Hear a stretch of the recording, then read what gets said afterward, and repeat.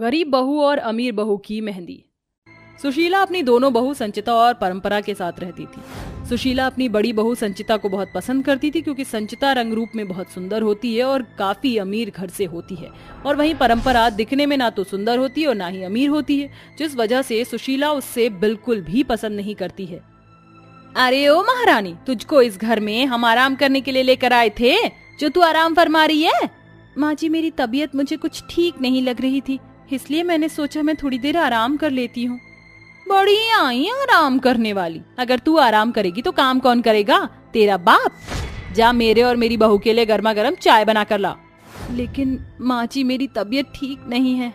यहाँ ज्यादा बहाने बनाने की कोई जरूरत नहीं है। अगर तुझसे घर का काम नहीं होता तो तुझे इस घर में रहने की भी कोई जरूरत नहीं, समझी? अपनी सास की बातें सुनकर परंपरा को बहुत दुख होता है और उसकी आंखों में आंसू आ जाते हैं, लेकिन वो जानती थी कि अगर उसकी सास ने उसे घर से निकाल दिया तो वो कहाँ जाएगी।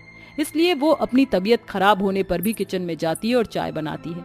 तबीयत खराब होने की वजह से परंपरा को चक्कर आने लगते हैं और वो बेहोश होकर नीचे गिर जाती है कि तभी वहाँ उसका पति लक्ष्य आ जाता है।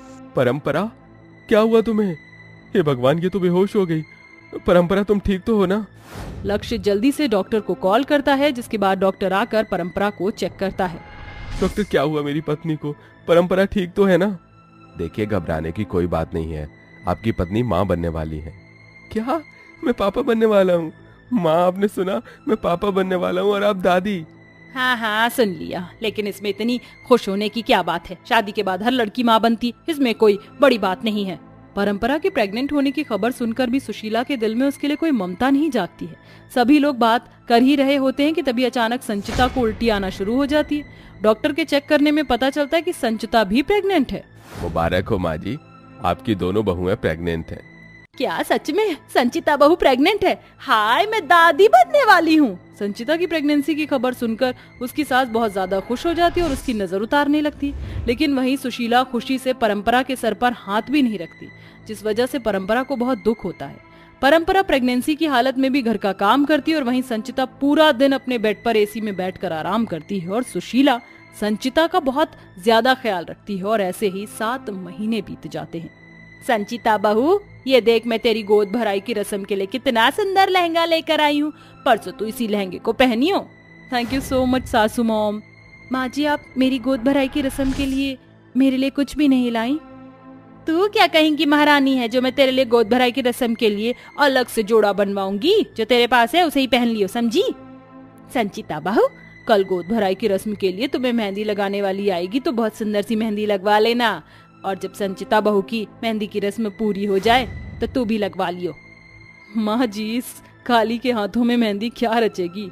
मेहंदी तो मेरे जैसे सुंदर और गोरे हाथों पर रचती है। संचिता और सुशीला की बातें सुनकर परंपरा बहुत उदास हो जाती है और वहां से बिना कुछ कहे चली जाती है। और अगले दिन इन दोनों की मेहंदी की रस्म होती है, जहाँ संचिता अपने हाथों में बहुत सुंदर सी मेहंदी लगवाती है। अरे बहू, तेरे हाथों की तो मेहंदी बड़ी सुंदर लग रही है, किसी की नजर ना लगे। लेकिन माँ जी, मेहंदी तो खत्म हो गई, अब ये परंपरा मेहंदी कैसे लगाएगी? तो चिंता ना कर, वैसे भी इसके हाथों में कौन सी मेहंदी रचेगी। इतना कहकर सुशीला बाहर जाती है और बाहर से गोबर ले आकर मेहंदी के कोन में भर देती है और उसी कोन से परंपरा के हाथों में मेहंदी लगाई जाती है। लेकिन गोबर की बदबू से परंपरा को पता चल जाता है कि ये मेहंदी नहीं, गोबर है। माँ जी, इसमें से तो बहुत गंदी बदबू आ रही है, ये मेहंदी नहीं, ये गोबर है। हाँ, मुझे पता है कि गोबर है। तेरे इन काले हाथों में मेहंदी का रंग तो दिखने वाला नहीं है, तो क्यों मेहंदी लगाकर मेहंदी को वेस्ट कर रही है? इससे अच्छा तो तू ये गोबर लगा ले, यही तेरे इन काले हाथों में अच्छा लगेगा। इतना कहकर सुशीला और संचिता दोनों हंसने लगती हैं। अपनी सास की ऐसी हरकत पर परंपरा की आंखों से आंसू आ जाते हैं और वो कहती है, क्या गरीब और काला होना कोई पाप है जो आप लोग मेरे साथ ऐसा बर्ताव कर रहे हैं? हाँ हाँ, पाप है। यहाँ पर सिर्फ मेरे जैसे गोरे और अमीर लोग रह सकते हैं, तुम जैसे काले और गरीब नहीं। ऐसी बातें सुनकर परंपरा वहां से रोती हुई चुपचाप चली जाती है। ऐसे ही 1 महीना बीत जाता है, जिसके बाद परंपरा और संचिता की डिलीवरी का टाइम आ जाता है। भाभी, आप ऐसी हालत में झूला क्यों झूल रही हैं? आप जानती हैं ना, ऐसी हालत में झूला झूलना आपकी सेहत के लिए बिल्कुल भी ठीक नहीं है।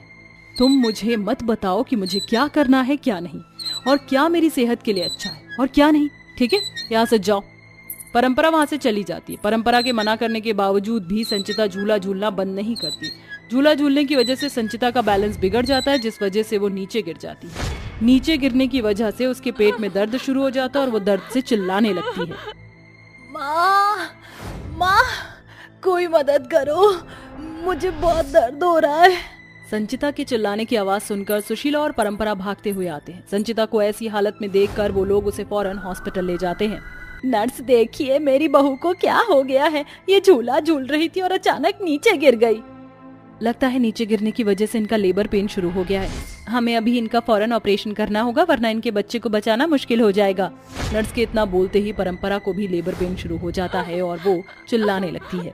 ओह माय गॉड, इनको भी लेबर पेन शुरू हो गया, लेकिन हॉस्पिटल में सिर्फ एक ही डॉक्टर फ्री है, वो सिर्फ एक ही डिलीवरी कर सकती हैं। अब आप लोगों को डिसाइड करना होगा कि किसकी डिलीवरी पहले करनी है। डॉक्टर, आप पहले संचिता की डिलीवरी कर दीजिए। अगर इनकी डिलीवरी में लेट हुआ तो बच्चे की जान को खतरा हो सकता है। डॉक्टर जल्दी से संचिता को ऑपरेशन थिएटर में ले जाती है और उसका ऑपरेशन करती है, जिसके बाद परंपरा की डिलीवरी की जाती है।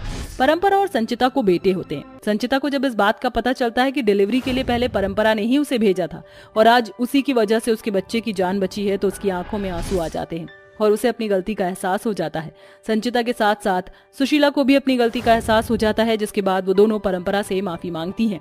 परंपरा, अगर आज तुम ना होती तो शायद मेरा बच्चा नहीं बच पाता।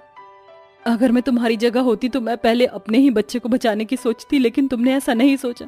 मैंने तुम्हारे साथ कभी भी अच्छा बर्ताव नहीं किया, लेकिन उसके बावजूद भी तुमने मेरे लिए इतनी बड़ी कुर्बानी दी। मुझे माफ कर दो परंपरा। हाँ बहू, मुझे भी माफ कर दे। मैंने भी कभी तेरे साथ अच्छा बर्ताव नहीं किया। मुझे मेरी गलती का एहसास हो चुका है। माँ जी और भाभी, आप कैसी बातें कर रही हैं? आप दोनों को मुझसे माफी मांगने की कोई जरूरत नहीं। आप दोनों ने मुझे एक्सेप्ट कर लिया, मेरे लिए इतना ही काफी है। परंपरा सुशीला और संचिता को माफ कर देती है, जिसके बाद वह अपने ससुराल में खुशी खुशी रहती है।